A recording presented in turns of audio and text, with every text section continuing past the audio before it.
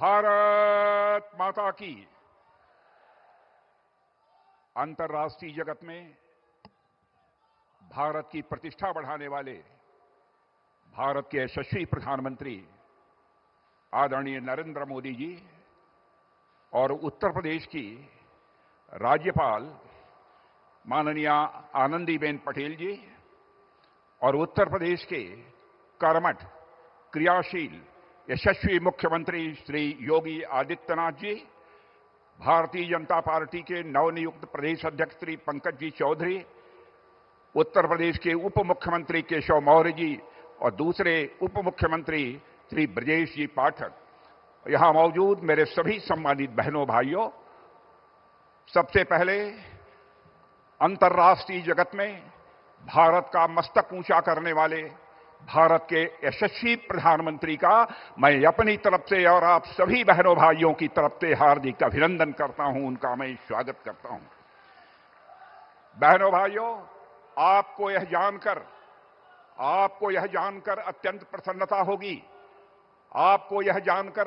प्रसन्नता होगी कि हमारे प्रधानमंत्री जी, जिनको कि अंतर्राष्ट्रीय जगत में भारत को जहां ख्याति दिलाई है, भारत का मस्तक ऊंचा किया है, वहीं पर हमारे प्रधानमंत्री एक ऐसे राजनेता हैं जिन्हें दुनिया के 29 देशों का जो सर्वोच्च सम्मान होता है वह सर्वोच्च सम्मान प्राप्त हुआ है। अकेले यह ऐसे नेता हैं। ऐसे प्रधानमंत्री जी का मैं पुनः एक बार अपनी तरफ से हार्दिक अभिनंदन करता हूं, स्वागत करता हूं। आज इस पावन अवसर पर श्री श्यामा प्रसाद जी मुखर्जी, पंडित दीनदयाल जी उपाध्याय और श्रद्धेय अटल जी की मूर्तियों का अनावरण आदरणीय प्रधानमंत्री जी के कर कमलों से हो रहा है। मैं मानता हूं कि आज का यह अवसर निश्चित रूप से देश के लिए बेहद महत्वपूर्ण है। मेरे बहनों भाइयों, आज परम श्रद्धेय पंडित मदन मोहन मालवीय की भी जयंती है। इस मंच से उन्हें स्मरण करते हुए उनकी स्मृति को मैं नमन करता हूं। साथियों, पिछले एक दशक में हमारा देश जिन मंत्रों के साथ आगे बढ़ा है, उनमें हमारे प्रधानमंत्री जी के द्वारा दिया गया एक महत्वपूर्ण मंत्र है, अपने महापुरुषों और अपनी विरासत का स्मरण करना, उन पर गौरव की अनुभूति करना तथा उनके प्रति सम्मान और उनका संरक्षण। इसी सोच से प्रभावित होकर इस प्रेरणा स्थल में भारत के 3 ऐसे महापुरुषों की भव्य प्रतिमाएं स्थापित की गई हैं जो प्रेरणा के मूर्त स्वरूप हैं और जिन्होंने आजाद भारत को सम्मान, स्वाभिमान और एक नई पहचान दिलाने का काम किया है। मैं उत्तर प्रदेश के मुख्यमंत्री श्री योगी आदित्यनाथ जी को हार्दिक बधाई देता हूं कि जिन्होंने इस प्रकार का एक शानदार राष्ट्र प्रेरणा स्थल उत्तर प्रदेश की राजधानी लखनऊ में स्थापित करने का काम किया है। इनमें से पहला नाम है डॉक्टर श्यामा प्रसाद जी मुखर्जी, जिन्होंने कि भारत की एकता और अखंडता को सुनिश्चित करने के लिए लंबा संघर्ष किया था और साथ ही एकता और अखंडता को सुनिश्चित करने के लिए जम्मू कश्मीर, जिसको धारा 370 के तहत एक विशेष अधिकार प्राप्त था, विशेष दर्जा प्राप्त किया था, उस धारा 370 को समाप्त करने के लिए अपना प्राणों का बलिदान देने का काम किया था। उनके उस संकल्प को भी आजाद भारत में पूरा करने का काम यदि किसी ने किया है तो हमारे प्रधानमंत्री आदरणीय नरेंद्र मोदी जी ने किया है। मेरे बहनों भाइयों, आजाद भारत में यदि हमारे सामने सबसे बड़ी दार्शनिक अवधारणा एकात्म मानववाद और अंत्योदय, इसका विचार प्रस्तुत करने का काम किसी ने किया है तो पंडित दीनदयाल जी उपाध्याय ने किया है। जानते हैं, पंडित दीनदयाल उपाध्याय ने जो दर्शन दिया, जो विचारधारा दी, उसी दर्शन और विचारधारा के आधार पर हमारे प्रधानमंत्री जी भारत को एक सशक्त भारत, स्वाभिमानी भारत और स्वावलंबी भारत बनाने के लिए वो सतत प्रयत्नशील हैं। पंडित दीनदयाल जी उपाध्याय का मानना था, व्यक्ति केवल धन प्राप्त करने से सुखी नहीं हो सकता है। व्यक्ति को धन के साथ उसके मन के अंदर की सबसे प्रखर भावना होती है मान, सम्मान, स्वाभिमान, उसकी भी चिंता की जानी चाहिए। और तन, मन, बुद्धि हर व्यक्ति शिक्षित होना चाहिए, हर व्यक्ति ज्ञानी होना चाहिए और साथ ही साथ आत्मा के सुख के लिए भी परमात्मा का भी वह स्मरण करे, परमात्मा के साथ अपना तादात्म्य स्थापित करे। यह पंडित दीनदयाल उपाध्याय की एक सोच थी। यानी हर तन के सुख के लिए धन धान चाहिए, मन के सुख के लिए मान सम्मान स्वाभिमान चाहिए, बुद्ध के सुख के लिए ज्ञान चाहिए और आत्मा के सुख के लिए भगवान चाहिए।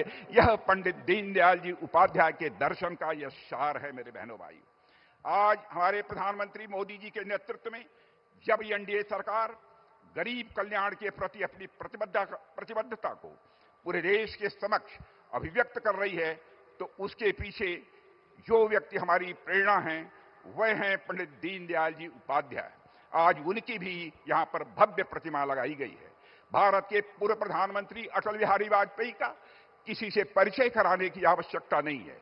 लखनऊ संसदीय निर्वाचन क्षेत्र के लोग उनसे कितने घुले मिले थे इसके भी बताने की कोई आवश्यकता नहीं है। उनका विनोदी स्वभाव, इससे भी हम सभी अच्छी तरह परिचित हैं। मैं एक घटना की चर्चा करना चाहूंगा। पाकिस्तान के दौरे पर गए थे, उनके भाषण से प्रभावित होकर एक पाकिस्तान की महिला पत्रकार ने कहा कि मैं आपसे शादी करने के लिए तैयार हूं, लेकिन इसके एवज में यदि आप जम्मू कश्मीर पाकिस्तान के हवाले कर दें। तो अटल जी ने मुस्कुराते हुए यह जवाब दिया था कि मैडम, मैं आपके साथ शादी करने के लिए तैयार हूं, लेकिन आप भी वचन दीजिए इसके एवज में हमको पाकिस्तान दहेज के रूप में प्राप्त होगा। यह ऐसा एक विनोदी स्वभाव श्रद्धेय अटल बिहारी वाजपेयी जी का था। भारतीय राजनीति, समाज और संस्कृति के विकास में जो अटल जी का योगदान रहा है, मेरे बहनों भाइयों, आप सब जानते हैं, वह अतुलनीय है।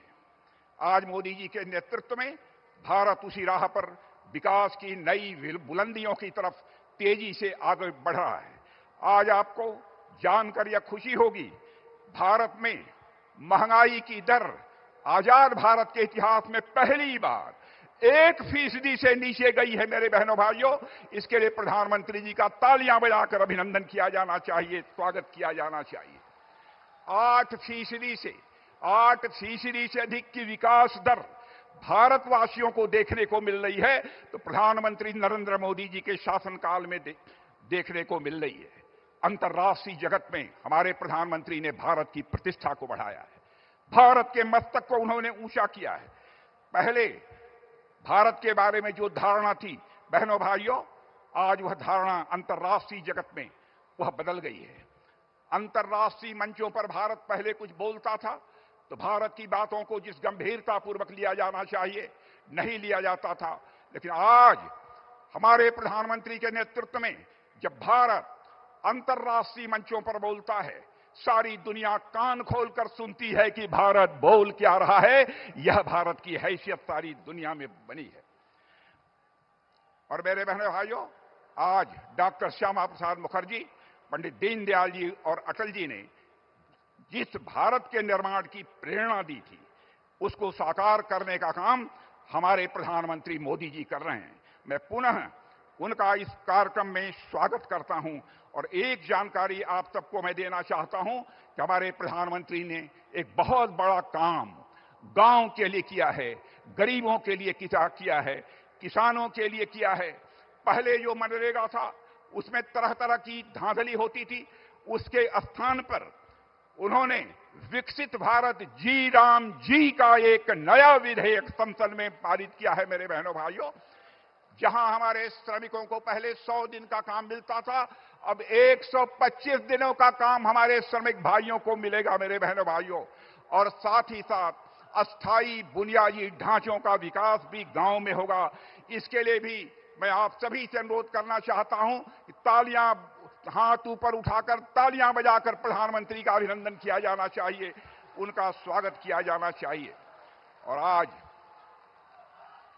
यहीं पर अपनी बात समाप्त करने से पहले मैं भारत के प्रख्यात मूर्तिकार राम सुतार जी के प्रति भी अपनी श्रद्धांजलि अर्पित करता हूं। और साथ ही मंटू राम जी ने यहां पर जो 2 प्रतिमाएं बनाने का काम किया है, उनके प्रति भी अपने अपना सम्मान व्यक्त करते हुए यहीं पर बहनों भाइयों मैं अपना निवेदन समाप्त करता हूं। आप सबको बहुत बहुत धन्यवाद।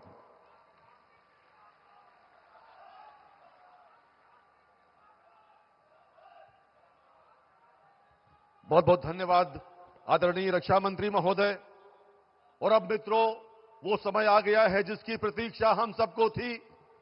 मैं अत्यंत विनम्रतापूर्वक अनुरोध करता हूं देश के माननीय प्रधानमंत्री आदरणीय श्री नरेंद्र मोदी जी से कृपया बटन दबाकर राष्ट्र प्रेरणा स्थल का लोकार्पण एवं डॉक्टर श्यामा प्रसाद मुखर्जी, पंडित दीनदयाल उपाध्याय एवं भारत रत्न अटल बिहारी वाजपेयी जी की प्रतिमाओं को राष्ट्र को समर्पित करने की कृपा करें।